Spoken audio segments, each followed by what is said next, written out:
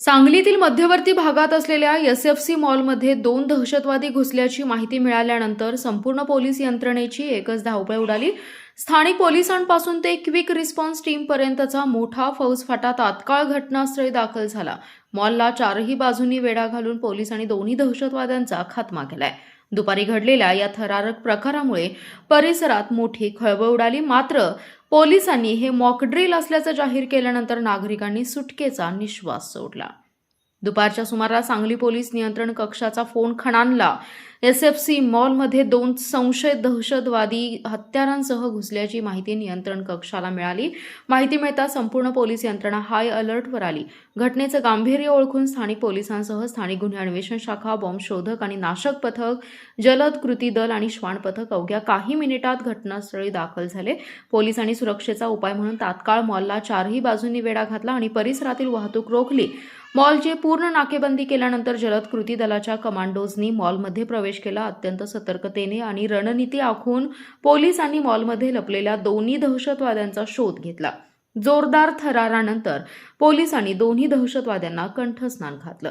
भरदुपारी अचानक घडलेल्या या अंगावर काटा आणणाऱ्या प्रकारामुळे मॉल परिसरातील नागरिक आणि सांगलीकर पूर्णपणे थक्क झाले होते। नेमकं काय सुरू आहे हे कोणाला समजत नव्हतं। मात्र ऑपरेशन यशस्वीरित्या पूर्ण झाल्यानंतर पोलिसांनी ही कोणतीही खरी दहशतवादी घटना नसून आणीबाणीच्या प्रसंगात यंत्रणा किती सज्ज आहे हे तपासण्यासाठी घेतलेले मॉक ड्रिल असल्याचं स्पष्ट केलं।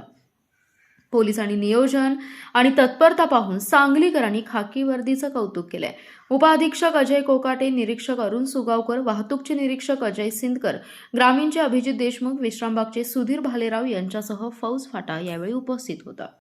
आज आम्ही एसएफसी मॉल सांगली या ठिकाणी 15 ऑगस्टच्या पार्श्वभूमीवर दहशतवाद विरोधी मॉकड्रिल घेण्यात आलेली आहे। जर एखादा दहशतवादी हल्ला झाला किंवा एखादा गंभीर सुरक्षेचा प्रश्न निर्माण झाला तर त्यावेळेला त्या प्रसंगासाठीची पोलीस डिपार्टमेंटची तयारी आहे का, तसेच वेगवेगळ्या डिपार्टमेंट सोबत समन्वय व्यवस्थित होतो का, आमचा रिस्पॉन्स टाइम हा रिस्पॉन्स एकदम व्यवस्थित दिला जातो का, तसेच नागरिकांची सतर्कता ही या बाबतीत राहावी यासाठी आम्ही आज या ठिकाणी मॉकड्रिल घेतलेली आहे। ती मॉकड्रिल अतिशय यशस्वी पद्धतीने आम्ही पार पाडलेली आहे।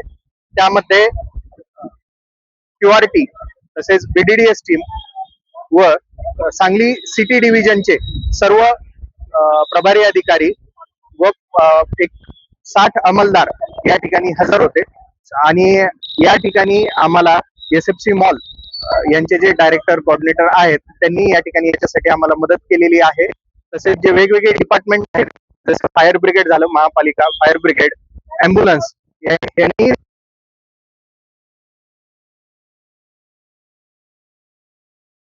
तर सज्जता आहे।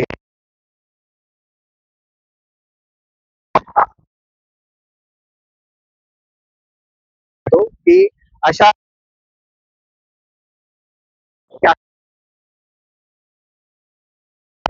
आणि असा कोणताही जर प्रसंग निर्माण झाला तर त्याला तोंड देण्याची आमची पूर्ण तयारी झालेली आहे।